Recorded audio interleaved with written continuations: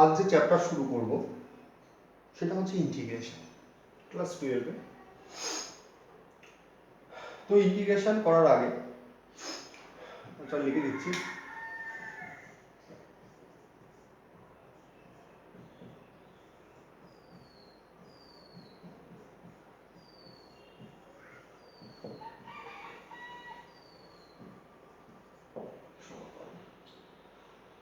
তো ইন্টিগ্রেশন করার আগে আমরা আগে যা শিখেছি সেগুলো একটু ব্যাখ্যা করি। আমরা কি শিখেছিলাম? ddx sin x এর ডেরিভেটিভ কত হয়? cos x। ddx tan x এর ডেরিভেটিভ কত হয়? sec square x।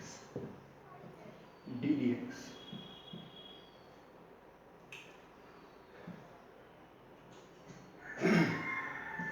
log x এর ডেরিভেটিভ কত হয়? 1/x। তো এবার দেখো আমি উল্টো দিক থেকে আসছি, ভালো করে ভাবো। আমি তোমায় কোশ্চেন দেওয়াচ্ছি, বলো ভাই cos x কার ডেরিভেটিভ? এটা কার সাপেক্ষে? With respect to x। sec square x কার ডেরিভেটিভ?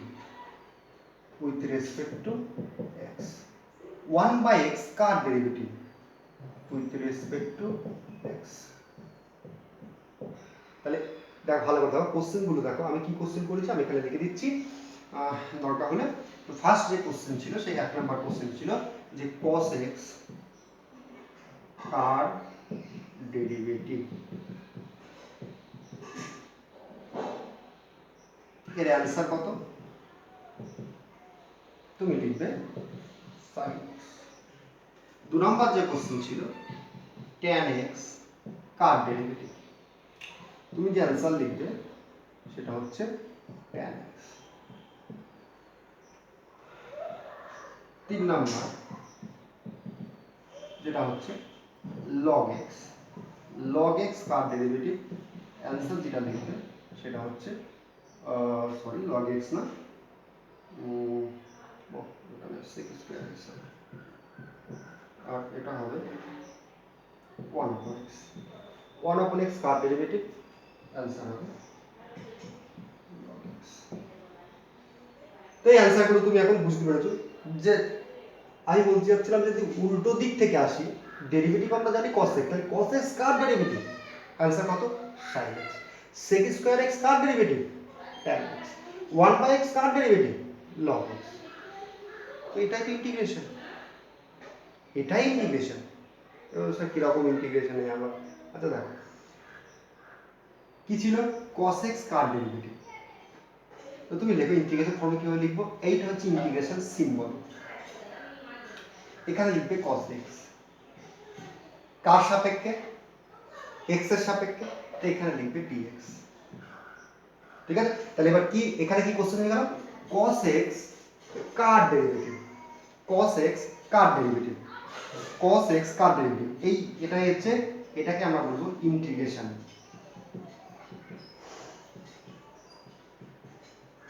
cos x কার ডেরিভেটিভ? obviously sin x এর ডেরিভেটিভ।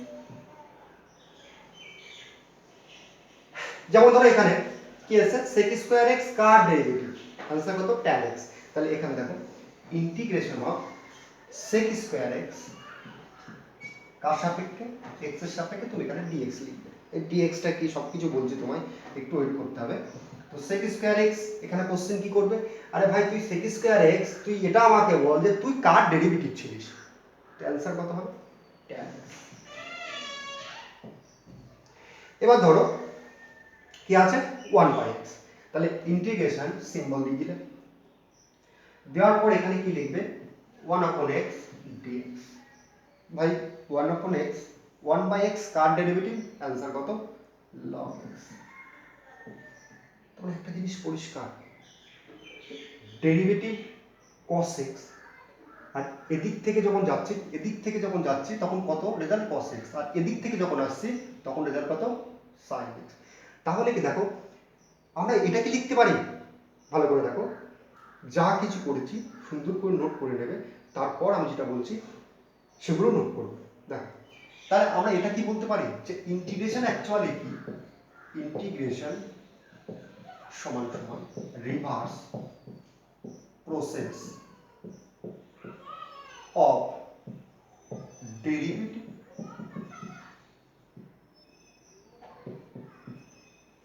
ডেরিভেটিভ। দেখো sin x এর ডেরিভেটিভ কত, cos x, রিভার্স করো cos x এর রেজাল্ট কত, sin x। তাই তো লিখেছি যে ডেরিভেটিভকে যদি রিভার্স করো যে রেজাল্ট পাবে সেটাই integration, reverse process of derivative. তো দেখো এটাকে আমরা এইভাবে লিখতে পারি যে অ্যান্টি ডেরিভেটিভ,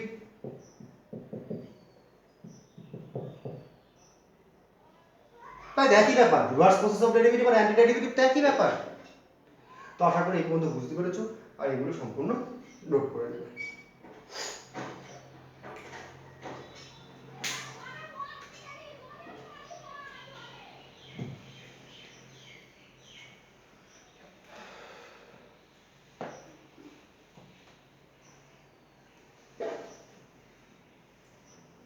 তো আমরা একটা দিয়ে আলোচনা করব, আমরা যেটা ddx sin x এর ডেরিভেটিভ কত ছিল, cos x।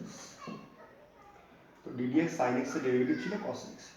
এবার এখানে আমি একটা কোশ্চেন করব, সিম্পল কোশ্চেন, যে cos x কার ডেরিভেটিভ, sin x। তার আমরা মনে করলাম যে লেফট এই যে sin x আছে একে আমরা মনে করলাম যে fx ইকুয়াল টু কত, fx equal to sin x and phi x equal to cos x। তাহলে দেখো ইন্টিগ্রেশন সিম্বল দাও, কার derivative, cos x, cos x কার ডেরিভেটিভ, আচ্ছা এখানে লিখি with respect to x, cos x result কত, sin x। এবার তুমি কি করবে, এর পাশে একটা প্লাস সি লিখবে, প্লাস সি। সি সমান কি, ইন্টিগ্রেশনের বাংলা কি ছিল, সমাকলন। তো সি সমান লিখবে সমাকলন, সমাকলনের ধ্রুবক বা সমাকলন ধ্রুবক। এর প্রশ্ন হচ্ছে সি কেন লিখবো সেই ব্যাপারে আসবো। আচ্ছা তাহলে একে আমি মডিফাই করে লিখছি, দেখো একে আমি এরকম লিখতে পারি imply integration cos x, cos x এর জায়গায় কি আছে, দেখো cos x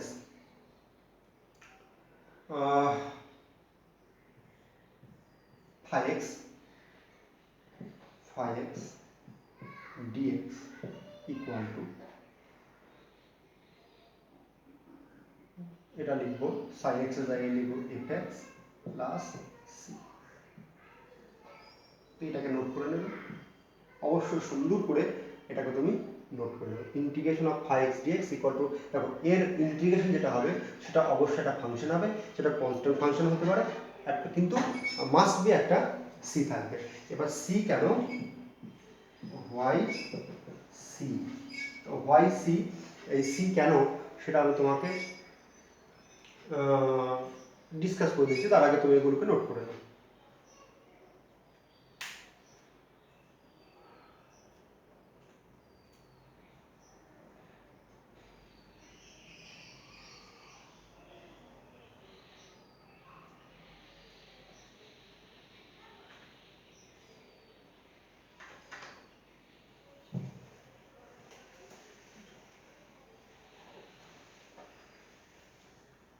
তো আমরা ইন্টিগ্রেশন, এটা সিম্বল, এই সিম্বলটাকে কিন্তু এফ বলবে না, এই যে সিম্বল লিখছি এটাকে কিন্তু এফ না, এটা এটা কি সব কিছু বলে দেবো। এটা ইন্টিগ্রেশন সিম্বল, এটা হচ্ছে phi x ছিল, এখানে ছিল dx, এখানে ছিল fx প্লাস c। এবার কোনটাকে কি বলে আগে আমরা চেক করব, ঠিক আছে। এটা হচ্ছে, এটার মিনিং হচ্ছে, দেখো ভালো করে এটার মিনিং কি হবে সেটা বলে দেবো। এটাকে কি বলে, integration symbol, integration symbol.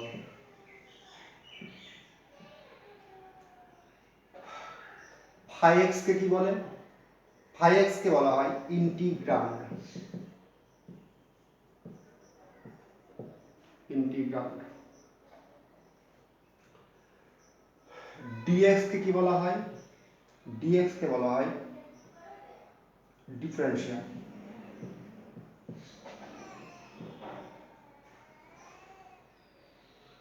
FX কে কি বলা হয়? অ্যান্টি ডেরিভেটিভ, তাই তো, অ্যান্টি ডেরিভেটিভ। কিরকম? এখানে কোশ্চেন 5x কার ডেরিভেটিভ? এফএক্স এর, তো FX anti derivative. Anti derivative বলা হয় অর প্রিমিটিভ বলা হয়, প্রিমিটিভ। সি কে তো আগেই লিখে দিয়েছি সমাকলন ধ্রুবক। এবারে এই গোটাটাকে কি বলা হয়? এই গোটাটাকে বলা হয়, এই যে 5x এটা ইন্টিগ্রান্ড বলা হয়। এই যে গোটাটা, এই গোটাটাকে, এই গোটাটাকে আমরা কিভাবে লিখবো? দেখো, এই গোটাটাকে লিখবো integration of 5x with respect to x। তাহলে গোটাটা একসঙ্গে আমরা কি লিখছি? Integration of 5x with respect to x।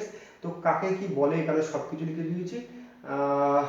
একে ডিফারেনশিয়াল বা এটা বাংলা হচ্ছে অবকল, আর এর বাংলা ইন্টিগ্রান্ডের বাংলা তুমি দেখে যার ইন্টিগ্রান্ড মানে যার ইন্টিগ্রেশন করছি, এটা হচ্ছে ইন্টিগ্রেশন সিম্বল।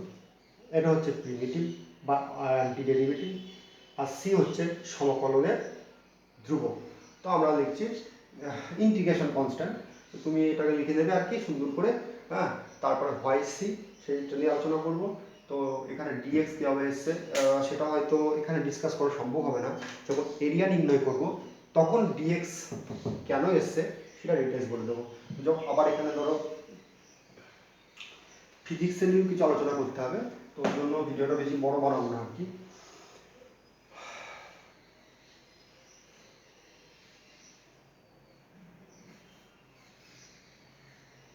এবার প্রশ্ন হচ্ছে যে সি কেন? আচ্ছা তুমি আমায় বলো যে ডিডিএক্স সাইন এক্স প্লাস 5 এর ডেরিভেটিভ কত? তুমি বলবে স্যার সাইন এক্স এর ডেরিভেটিভ কস এক্স আর প্লাস 5 এর ডেরিভেটিভ 0।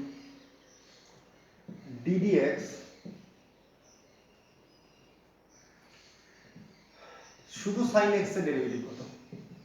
তুমি বলবে sir cos x। ddx sin x plus 220, ভুল করেছি, 220 লিখবো না, 220 খুব বাজে, খুবই বাজে ব্যবহার করছে। এর আগে ভালো সাল যেটা গিয়েছিল, হ্যাঁ 2020 সালে যারা উচ্চ মাধ্যমিক দিয়েছিল তারা তো নাম্বার তো খুব ভালোই পেয়েছে, তো সেই দিক থেকে ভালো। কিন্তু পার্টিকুলার বলতে গেলে মানব জীবনের পক্ষে এটা একটা অভিশপ্ত সাল আর কি, তো ওকে আমি লিখবো না, এটা লিখলাম 2019। তো ডিডিএক্স সাইন এক্স প্লাস 2019। আচ্ছা দেখো 2019 যেটা একটা কনস্ট্যান্ট, কনস্ট্যান্টে কোনো পরিবর্তন হয় না। ডেরিভেটিভ মানে কি? রেট অফ চেঞ্জ, পরিবর্তনের হার। তাহলে সাইন এক্স এর ডেরিভেটিভ কত? সাইন এক্স কিসে পরিবর্তিত হয়? কস এক্স এ। প্লাস 2019 এর ডেরিভেটিভ 0। ddx sin x প্লাস, আর আরো সংখ্যা দাও, ধরো আমি মনে করলাম আমি 50 বছর বাঁচবো, তো 1990 সাল থেকে হিসাব করছি, তো ধরো 1990 থেকে 2040, এটা আমার ধরো আর কি আমি এই পর্যন্ত বাঁচবো আর কি, 2040 আছে। তাহলে কত হবে গো? এর ডেরিভেটিভ যেটা হবে সেটা হচ্ছে sin x এর ডেরিভেটিভ cos x আর এটা 0। তাহলে এবার আমি তোমায় কোশ্চেন করলাম, এই দেখো সব কটা কোশ্চেন একই রকম কোশ্চেন, তো আমি এখানে কোশ্চেন করছি। আচ্ছা ভাই বলো cos x কার ডেরিভেটিভ? তুই বলবে sir sin x plus 5। cos x কার ডেরিভেটিভ? তুই বলবে sir sin x। cos x কার ডেরিভেটিভ? তুই বলবে sin x প্লাস 2019 এরকম থাকবে। cos x কার ডেরিভেটিভ? sin x plus 2040। তো একই প্রশ্নের গাদাখানিক রেজাল্ট আসছে। তুমি আরো রেজাল্ট বাড়িতে পারো, তো আমি সেটা লিখছি ইন্টিগ্রেশন cos x dx। তাহলে আমি বললাম cos x কার ডেরিভেটিভ? কেউ বলবে স্যার sin x। তারপরে কে বলবে স্যার সাইন এক্স প্লাস 5? কে বলবে স্যার সাইন এক্স প্লাস 2019? কে বলবে স্যার সাইন এক্স প্লাস 2040? তো এরকমই তো বলবে। দেখো এই সমস্ত ঝামেলা থেকে মুক্তর জন্য আমি যদি এটাকে সমস্ত কম্বাইন করে এরকম লিখে দিই, সবাই তো আলাদা আলাদা রেজাল্ট বলছে, সবার রেজাল্ট একই করার জন্য যদি আমি লিখি এর রেজাল্ট হচ্ছে সাইন এক্স প্লাস সি। যদি শুধু সাইন এক্স থাকে, সরি হ্যাঁ ঠিক আছে, যদি শুধু সাইন এক্স থাকে তাহলে সি এর value 0, c equal to 0। C equal to 0 মানে কি আছে, এটা আছে। যদি সাইন এক্স প্লাস 2019 থাকে তো সি এর ভ্যালু কত, এই 2019। ওই কারণের জন্য সি নিয়ে আসা হয়েছে, কারণ আমরা কি জানি, আমাকে তো এরকম বলা থাকবে না, আমাকে এরকম কোশ্চেন দেবে, আচ্ছা বলো sec স্কয়ার x dx কত হবে, তুমি বলবে স্যার tan x। কেউ বলতেই পারে sir ddx tan x plus 2010, এর ডেরিভেটিভ তো sec স্কয়ার x। তাহলে ও যে tan x লিখেছে তো ভুল লিখেছে, এর রেজাল্ট হওয়া ছিল tan x প্লাস 2010। তো ওই সমস্যা, ওই যে সমস্যা আমরা পড়ছি এখানে, সেই সমস্যার সমাধানের জন্য কি করে দেবো, এখানে আর কিছু একটা প্লাস সি করে দেবো, সে বুঝে নেবে, সে বুঝে নিবি কত হবে। সি মানে কি বুঝে গেল, যে না ওর সঙ্গে কনস্ট্যান্ট থাকতেও পারে একটা, আবার নাও পারে। সি এর ভ্যালু 0 হতে পারে, -1 হতে পারে, -2 হতে পারে, 1 কোটি হতে পারে। তো যাই হোক, আশা করি বুঝতে পেরেছি যে এখানে সি কেন এসছে।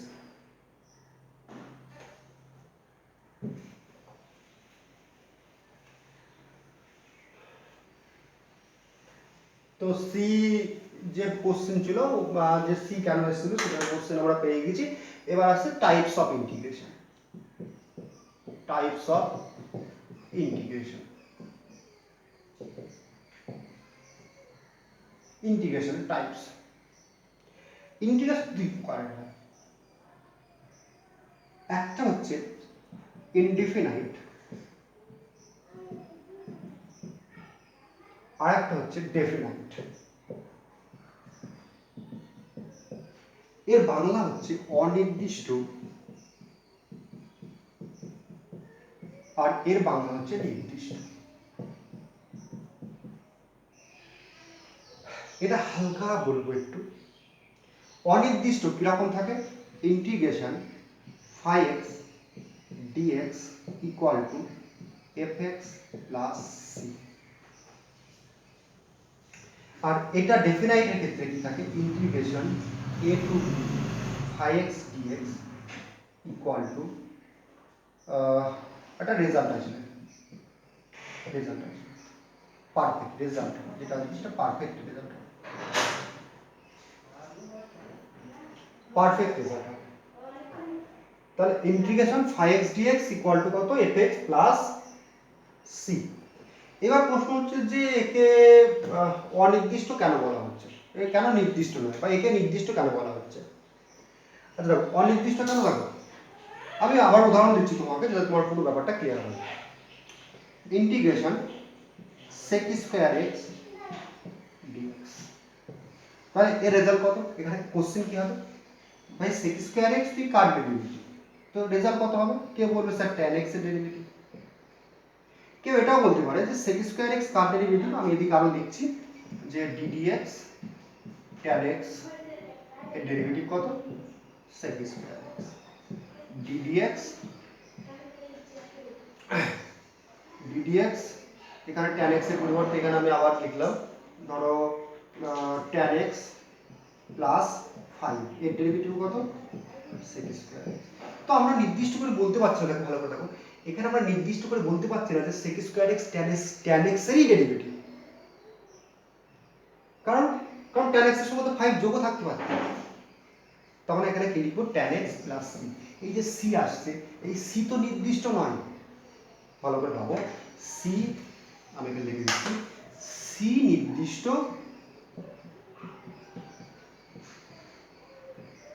নয়, c যেহেতু আছে, c নির্দিষ্ট নয় লিখে দিলাম, c নির্দিষ্ট নয়, সেই কারণে c যদি নির্দিষ্ট না হয়, ভালো করে ভাবো c যদি নির্দিষ্ট না হয় তাহলে কি হবে, এই ইন্টিগ্রেশনটাকে কি বলবো, অনির্দিষ্ট ইন্টিগ্রেশন।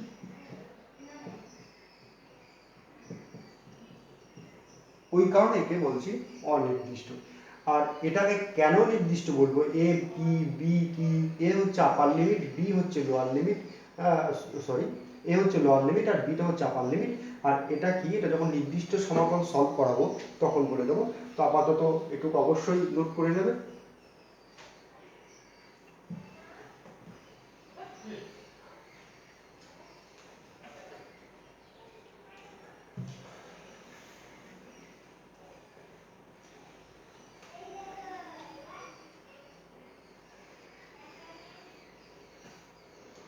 এবার যেটা আসবে জিওমেট্রিক ইন্টারপ্রিটেশন।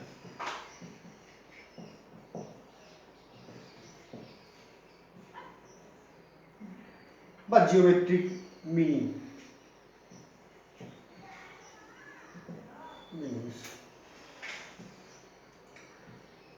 এটা আবার কিরকম?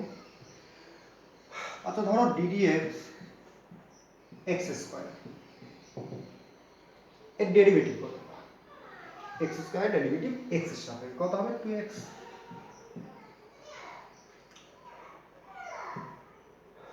এবার ddx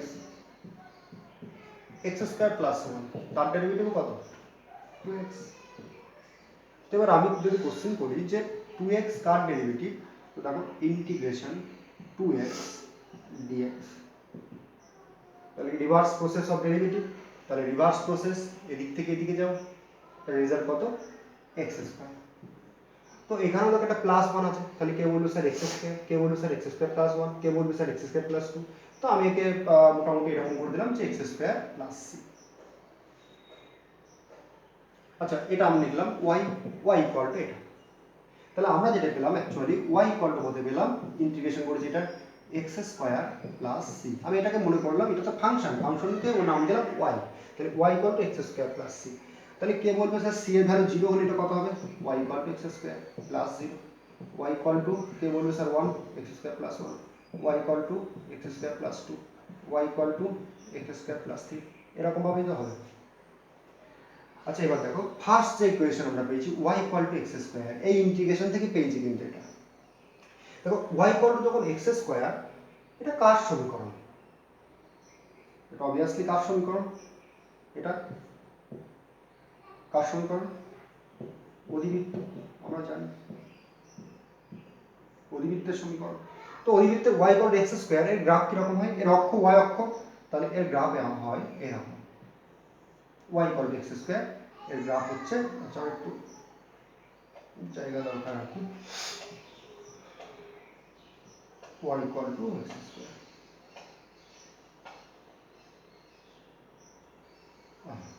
এইটা হচ্ছে y equal to x square.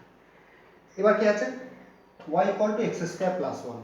তো তুমি কি করবে, এখান থেকে এক ঘর উপরে উঠবে, তাহলে এটা করো 1 আছে এখানে, তো এইটা হচ্ছে y equal to x square plus 1। এবার y equal to x square plus 2, তুমি এখানে আরেক ঘর উপরে উঠবে, তাহলে এটা 2 আছে মনে করো y বরাবর, তাহলে এটা হবে y equal to x square plus 2। কেউ বলতেই পারে 3 ক্ষেত্রে আরেক ঘর উঠছে, 3 ক্ষেত্রে এরকম। এবার y ইকুয়াল টু, কেউ বলতে পারে স্যার যদি y equal to x square minus 1 হয়, তাহলে y ইকুয়াল টু এখানে মাইনাস 1, এখানে এক ঘর না মাইনাস 1, তাহলে এটা হবে এইরকম। এটা ক্লাস 11 এ শিখিয়েছিলাম। একটা জিনিস দেখো, কি ছিল y equal to x square plus c। তো এই c যেহেতু অনির্দিষ্ট, c এর পারফেক্ট মান আমরা জানি না, তো নিশ্চয়ই গ্রাফটা এরকম চলতেই থাকবে, এরকম চলতেই থাকবে। তাহলে অ্যাকচুয়ালি এখানে আমার বলার যে উদ্দেশ্য সেটা কি, যে ইন্টিগ্রেশন কি দেয়। এখান থেকে দেখেই বুঝতে পারছি ইন্টিগ্রেশন কি দিয়েছে। এটা একটা কার্ভ, কি অধিবৃত্ত, এটা একটা অধিবৃত্ত, এটা একটা অধিবৃত্ত, এটা একটা অধিবৃত্ত। তাহলে এখানে কতগুলো অধিবৃত্ত আছে? হ্যাঁ, ইনফাইনাইট নাম্বার। তাহলে ওই জন্য আমরা কি বলবো, যে এটা যেহেতু কার্ভ, তাহলে ইন্টিগ্রেশন কি রিপ্রেজেন্ট করছে, এর শুধু একটা উদাহরণ দিয়ে বলে দিয়েছি। তাহলে ইন্টিগ্রেশন সবার ক্ষেত্রে কি রিপ্রেজেন্ট করবে, তাহলে সেটা এখানে অবশ্যই নোট করে লিখে দেবো। ইন্টিগ্রেশন কি দেয়,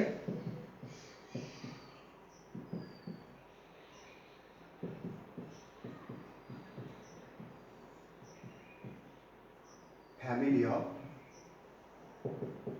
curves,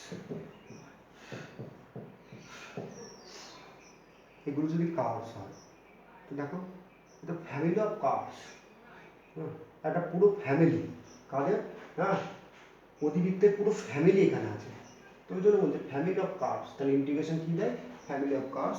তো এই কোশ্চেন অনেক সময় 1 নম্বরের জন্য দিতে পারে আর কি, ওই জন্য এটা অবশ্যই নোট করে নেবে যে ইন্টিগ্রেশন কি দেয়। তো জিওমেট্রিক যে মিনিং ছিল, হ্যাঁ জিওমেট্রিক্যালি যে মিনিং যেটা ছিল সেটা বলে দিয়েছি। এবার যেটা আসছে কিছু ফর্মুলা আসবে, যে ফর্মুলাগুলো তোমাকে মনে রাখতে হবে আর কি, তারপরে ফিজিক্সে কি বলে ইন্টিগ্রেশন সেটা বলে দেবো।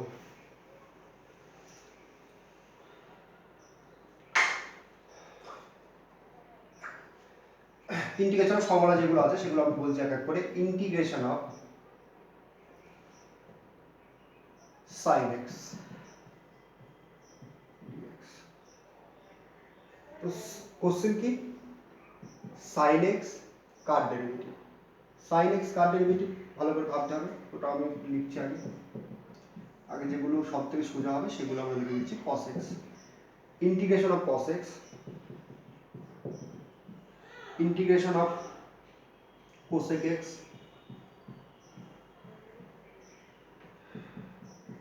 ইন্টিগ্রেশন অফ cot x, এদিকে রাখছি, আর এদিকে আমরা যেটা রাখবো সেটা হচ্ছে integration of sin x dx, integration of tan x dx, integration of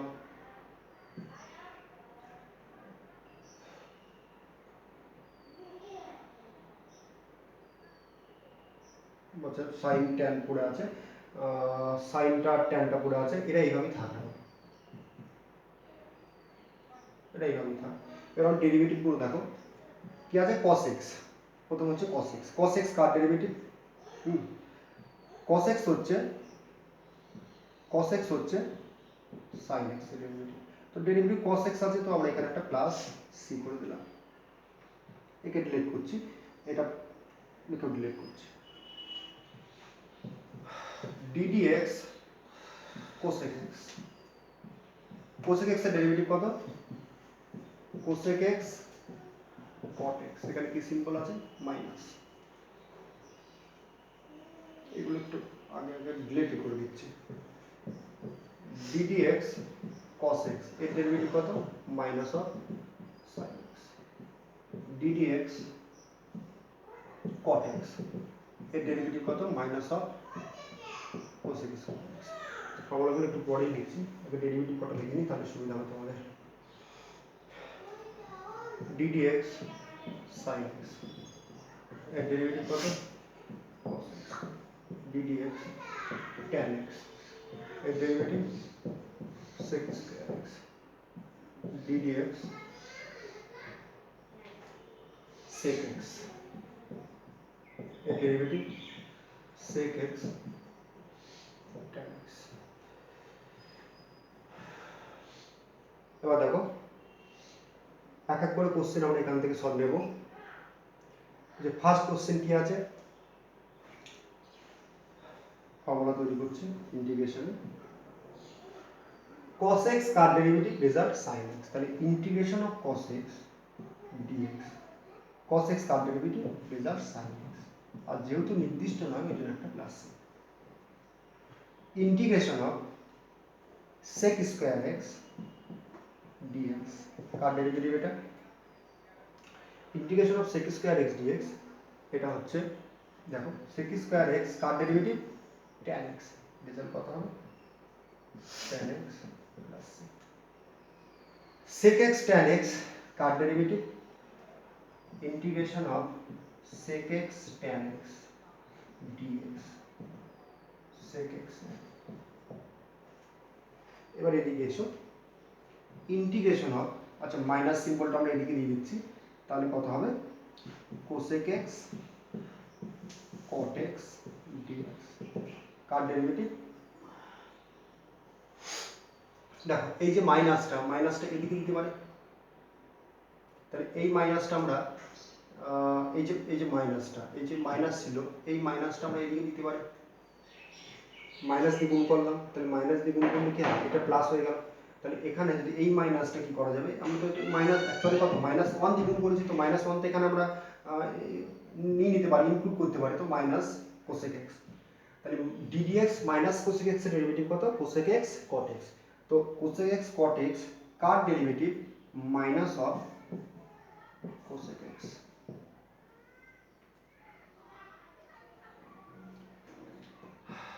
এবার একই রকম ভাবে দেখো, এই মাইনাসটা এখানে দিতে পারি, তাহলে এটা প্লাস হয়ে যাবে এর মতো করে। তাহলে ddx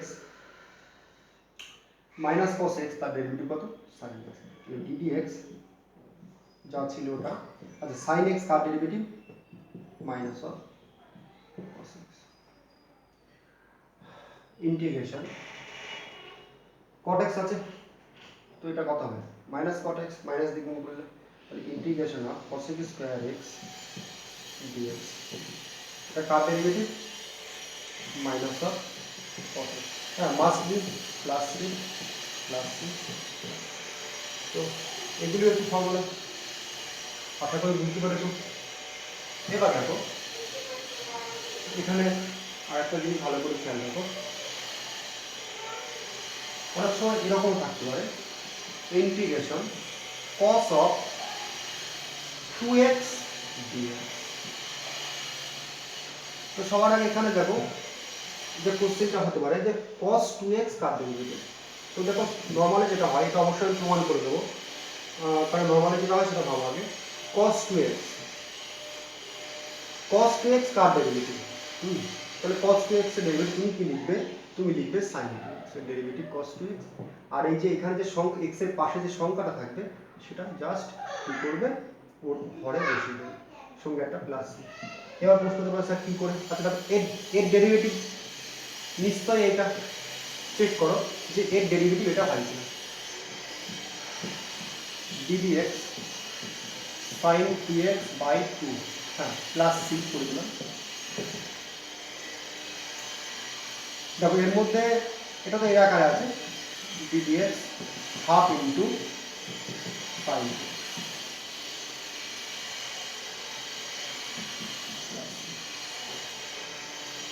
হাফ তো কনস্ট্যান্ট, তাহলে হাফ বাই বাইরে চলে আসবে। sin 2x এর ডেরিভেটিভ কত, cos 2x, 2x এর ডেরিভেটিভ কত, 2 প্লাস c এর ডেরিভেটিভ কত, 0, তাহলে 2 2 ক্যান্সেল, কত cos 2x। cos 2x কার ডেরিভেটিভ, cos 2x কার ডেরিভেটিভ, sin 2x বাই 2। তাহলে ফর্মুলাগুলো আরেকটু মডিফাই করবো আর কি, সবগুলোর ক্ষেত্রে আমি লিখবো না, তোমরা লিখে নেবে। তাহলে এটা যদি এরকম থাকে cos mx dx, তাহলে কত হবে, sin mx বাই, তাহলে 2 ছিল বলে এখানে 2 বসিয়েছি, তো অ্যাকচুয়ালি এটা ডেরিভেটিভ করবে, এটা ডেরিভেটিভ mx এর ডেরিভেটিভ তো m, সেই m এখানে বসাতে হয়, সঙ্গে একটা প্লাস। তো যাই হোক সবগুলোর ক্ষেত্রে ওই রকম ভাবে আমরা লিখবো। তাহলে cos mx কমপ্লিট, এটা কমপ্লিট হয়ে গেল। এটা যদি a আকারে থাকে তাহলে কি হবে, এবার ইন্টিগ্রেশন অফ, যদি sec স্কয়ার mx dx থাকে তাহলে সেটা কি লিখবো, একইভাবে এটা হবে tan mx by m plus c। এবার একই রকম ভাবে যদি এটা এরকম থাকে, আচ্ছা এটার ক্ষেত্রে বলবো integration of sec mx tan mx dx। তাহলে এর ক্ষেত্রে কি হবে, দেখো sec x tan x এর ডেরিভেটিভ কত, যে ইন্টিগ্রেশন ছিল সেটা হচ্ছে sec x, তাহলে sec mx tan mx এর যে ইন্টিগ্রেশন সেটা কত হবে, sec অফ, কি আছে m আছে, m আছে অবভিয়াসলি m। এখানে যা থাকবে এখানেও তাই থাকতে হবে, এটা পুরো সেম থাকতে হবে। এখানে যদি m আর এখানে m তাহলে কিন্তু হবে না, এখানে যদি m থাকে এখানেও মাস্ট বি m। একই রকম ভাবে এগুলো তোমরা নিজেরা তৈরি করে নেবে, তাহলে এই ফর্মুলা কমপ্লিট হয়ে গেল।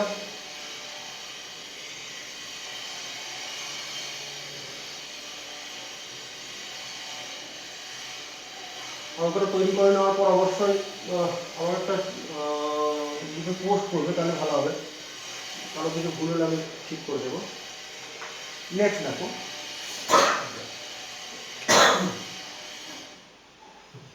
ddx x to the power n plus 1 by n plus 1 এর ডেরিভেটিভ। তাহলে আমরা যেটা জানি, দেখো যে ডেরিভেটিভ অবশ্যই এখানে একটা জিনিস বলছি যে n কনস্ট্যান্ট, এই n ও কনস্ট্যান্ট, তাহলে n plus 1 constant, n plus 1 constant, তাহলে ভেরিয়েবলের পাওয়ার কত? কনস্ট্যান্ট। আর ভেরিয়েবলের পাওয়ার যখন কনস্ট্যান্ট থাকে তখন তার ডেরিভেটিভ কিভাবে করতে হয় সেটা তোমরা জানো কিরকম, যে ddx x এর পাওয়ার n equal to n into x two the power n minus 1। এটা কার ডেরিভেটিভ? এই গোটা ফাংশনটার ডেরিভেটিভ। এখনো কি বাকি আছে? এখনো বাকি আছে x বাকি আছে। x এর ডেরিভেটিভ কত? তো এর ক্ষেত্রে দেখো, যখন ডেরিভেটিভ করতে হয় তাহলে এটা আমি ভেঙে দিচ্ছি আর কি। এটা নিশ্চয় এই আকারে আছে 1/n প্লাস 1 ইন্টু এক্স এর পাওয়ার n প্লাস 1। এর মধ্যে দেখো এটা তো কনস্ট্যান্ট, তো এই কনস্ট্যান্ট বাইরে চলে যাবে। তাহলে এই যদি বাইরে চলে যায় 1/n প্লাস 1 বাইরে চলে যাবে। তাহলে 1/n প্লাস 1 যদি বাইরে চলে যায় তাহলে কার ডেরিভেটিভ করবো? ddx x এর পাওয়ার n প্লাস 1। তো কত হবে? 1/n প্লাস 1, একই ফর্মুলা। এই যে n ছিল, n বাইরে চলে এসেছিল, তাহলে এখানে n প্লাস 1 আছে, তো n প্লাস 1 বাইরে চলে আসছে। কত হবে? x এর পাওয়ার n plus 1 minus 1, n minus 1, এখানে n ছিল বলে n মাইনাস 1 হয়েছে, তো এখানে n প্লাস 1 আছে, n প্লাস 1 মাইনাস 1। এখনো কে বাকি আছে? x, x এর ডেরিভেটিভ 1। এটা ক্যান্সেল হয়ে গেল। তাহলে যেটা পড়ে আছে x এর পাওয়ার 1 1 ক্যান্সেল, x এর পাওয়ার n। তাহলে আমরা কি বলতে পারলাম যে x এর পাওয়ার n প্লাস 1 বা n প্লাস 1 এর ডেরিভেটিভ কত? x to the power n। তাহলে এবার আমরা যদি উল্টো কোশ্চেন করি যে x to the power n কার ডেরিভেটিভ, অ্যান্সার কত হবে? x to the power n plus 1 by n plus 1। এখানে ফর্মুলা চলে গেল কি, integration of x to the power n x to the power n কার ডেরিভেটিভ। তো রেজাল্ট কত হবে? এটা derivative x to the power n plus 1 by n plus 1 plus c। এখানে অবশ্যই একটা কন্ডিশন আছে, যে কন্ডিশনটা সবসময় মনে রাখবে, n not equal to minus 1। n এর ভ্যালু মাইনাস 1 বাদ দিয়ে আর সব ঠিক হতে পারে।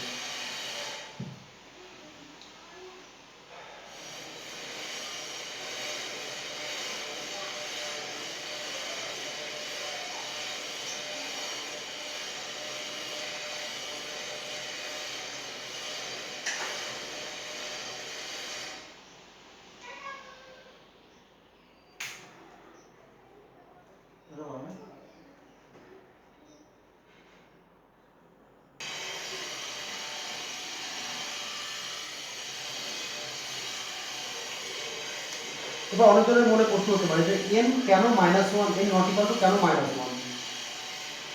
n যদি মাইনাস 1 হয় তাহলে কি ঘটনা ঘটবে? অর্থাৎ এই টাইপের প্রশ্ন একটা উদাহরণ দিচ্ছি। ধরো এরকম লেখা আছে integration of x square dx। তুমি কি করবে?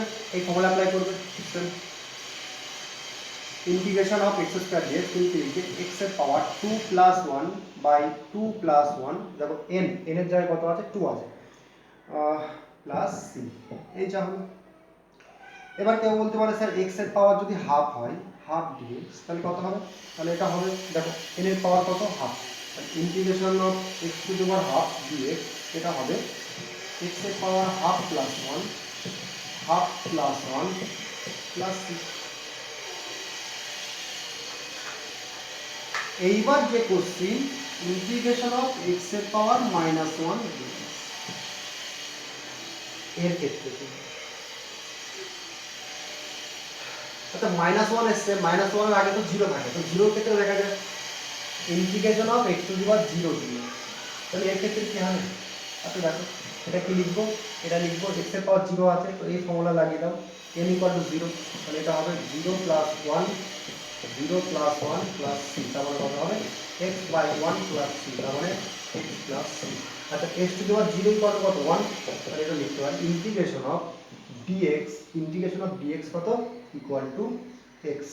হ্যাঁ সঙ্গে অবশ্যই আসছে, ইন্টিগ্রেশন dx হবে, এটা অবশ্যই নোট করে নেব, বারবার এই রেজাল্ট ব্যবহার হবে কিন্তু, integration of dx equal to x plus c। এবার জিরোর পরে যেটা আসছে সংখ্যা পূর্ণ সংখ্যা সেটা হচ্ছে মাইনাস ওয়ান, তাহলে মাইনাস ওয়ানের ক্ষেত্রে ওটা করলে কি আসবে এখন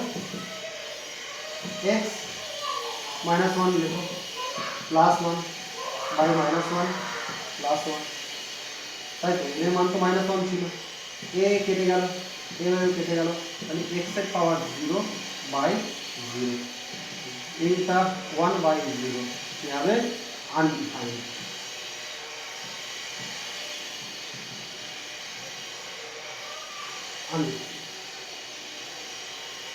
ওই জন্য বলছে x নট ইকুয়াল যে x এর x to the power n dx integration of x to the power n dx n not equal to minus one, কারণ যদি n এর পাওয়ার মাইনাস ওয়ান হয়ে যায় তাহলে সেক্ষেত্রে কি হয়ে যাচ্ছে আনডিফাইন্ড হয়ে যাচ্ছে রেজাল্ট। ওই কারণের জন্য আমরা n not equal to minus one বাদ দিয়ে পৃথিবীতে আর যত নাম্বার আছে তার সেগুলো যদি n হয় তো ইন্টিগ্রেশন করা সম্ভব। এবার এখান থেকে আরেকটা কোশ্চেন উঠে আসে যে স্যার তাহলে x to the power minus ওয়ানের ইন্টিগ্রেশন কি কোনোদিনই সম্ভব নয়? চলো দেখা যাক, যে বুদ্ধিমান সে তো বুঝেই ফেলেছে x to the power minus ওয়ানের ইন্টিগ্রেশন কত হবে। দেখো x to the power minus one কত আছে ইন্টিগ্রেশন অফ x এর পাওয়ার মাইনাস ওয়ান, এটাকে তো আমরা এভাবে লিখতে পারি one by x.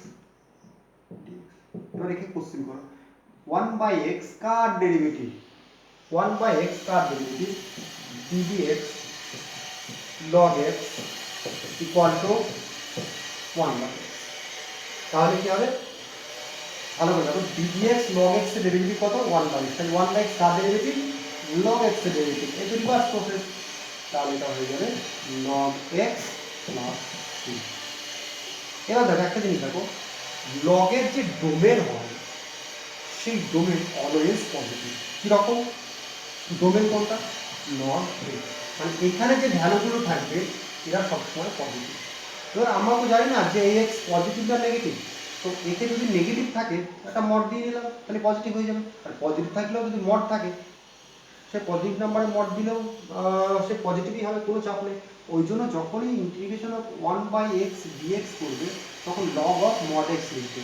Mod x কেন, কারণ এটা অলওয়েজ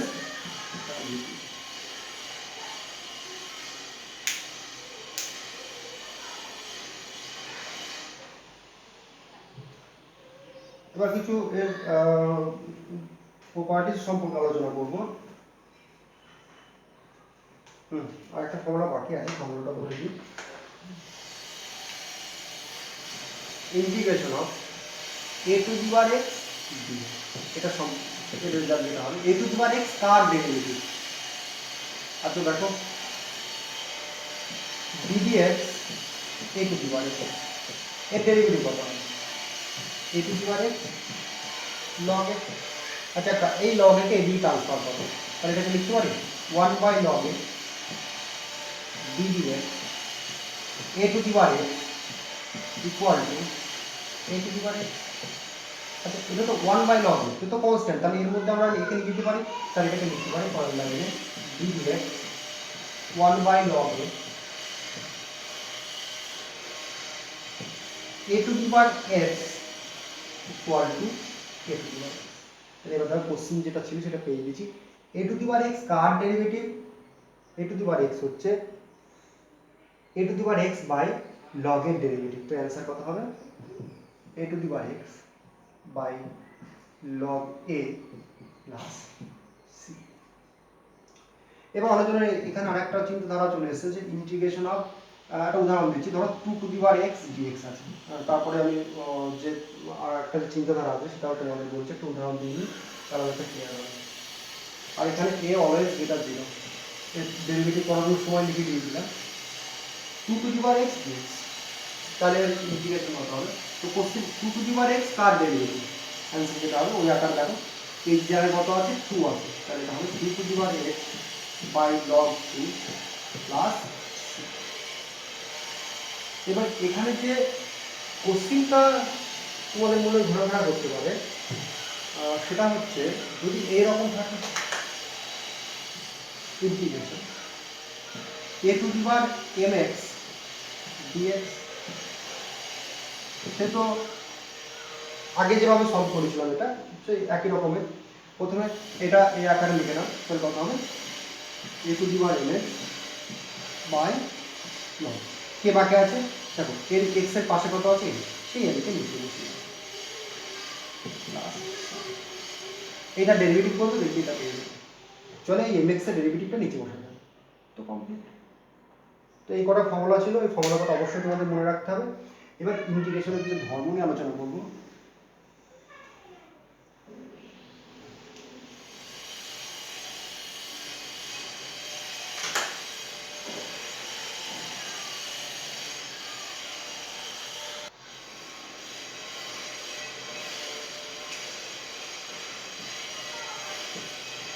ইন্টিগ্রেশনের ধর্ম,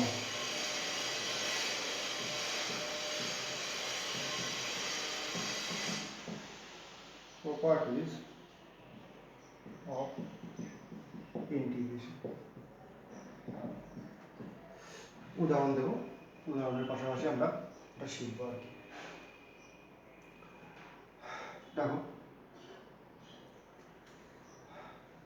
integration of cos x dx, cos x কার ডেরিভেটিভ sin।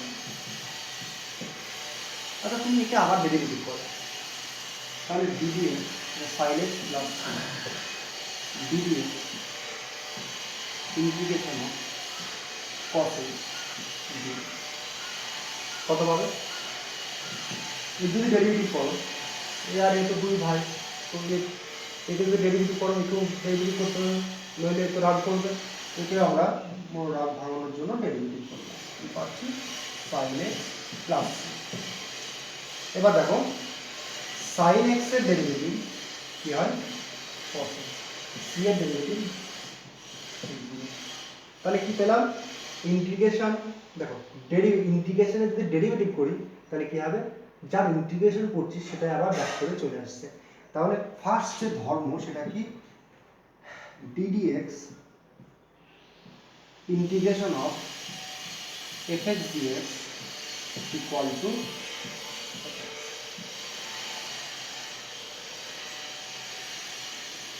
দু নম্বর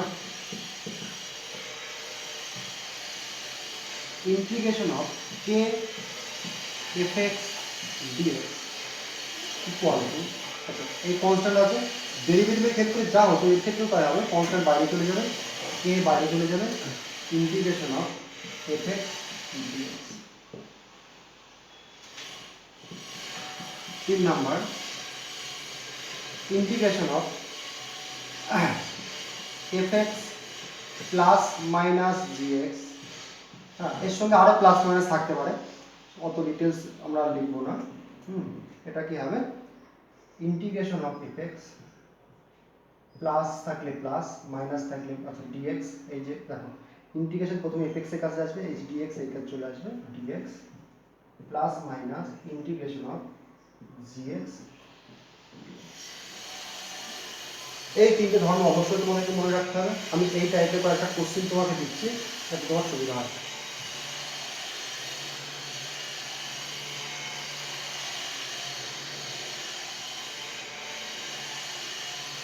ধরো এই কোশ্চেন আছে যে integration of 2 sin x plus 2 sec square x dx, একে সলভ করতে হবে। তুমি কি করবে, যে ধর্ম এই ধর্ম ব্যবহার করবে, তারপর এটাকে ব্যবহার করতে পারবে। দেখো একই সঙ্গে আমরা এই দুটো ধর্মকে ব্যবহার করব। তাহলে প্রথমে কি হবে ইন্টিগ্রেশন অফ 2 sin x, এই dx চলে আসলো, প্লাস দেখো কি লিখেছিলাম integration of fx dx plus integration of gx dx, integration of এটা হচ্ছে fx, তারপর হচ্ছে 2 sec স্কয়ার x, তাহলে কত আছে 2 বাইরে আসলো, ইন্টিগ্রেশন অফ 2 কনস্ট্যান্ট, এটা কনস্ট্যান্ট থাকলে কি বাইরে চলে আসবে sin x প্লাস এই 2 বাইরে আসলো, integration of sec square x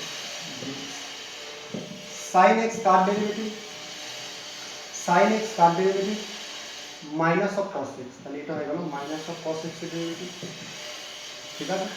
plus, এবার বলুন স্যার প্লাস সি লিখবেন, আগে প্লাস সি করলাম, প্লাস 2 sec স্কয়ার x কার ডেরিভেটিভ, তাহলে এখানে আচ্ছা এখানে c1 এখানে একটা c2 আলাদা আলাদা কনস্ট্যান্ট,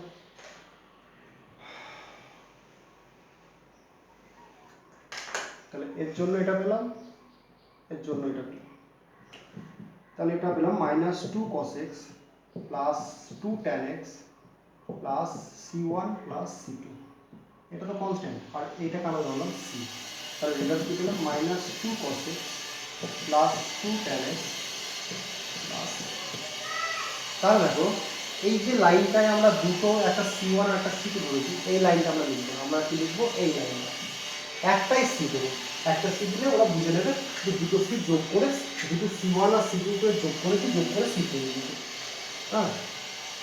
তাহলে এই লাইনটায় যে ইন্টিগ্রেশন করছি, যে প্রত্যেকটা ইন্টিগ্রেশনে c থাকবে এরকম না, যদি একাধিক ইন্টিগ্রেশন থাকে তাদের যোগফল বিয়োগফল যাই থাকবে কেন সেখানে একটা c বুঝবে।